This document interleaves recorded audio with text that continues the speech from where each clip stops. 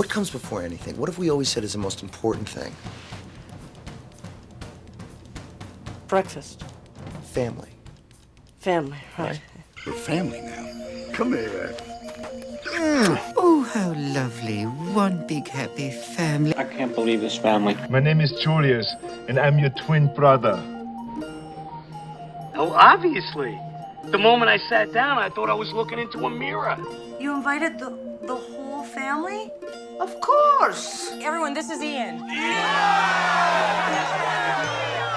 Just think, in a couple of days, we're gonna be parents. Yeah.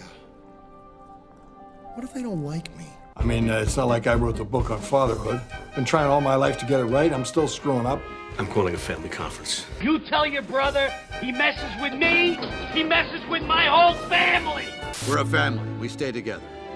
Family man, huh? The force will strong in your family. Spend time with your family? Sure I do. Good. Because a man that doesn't spend time with his family can never be a real man. Love you, Dad. I love you too, son. What is a family, anyway?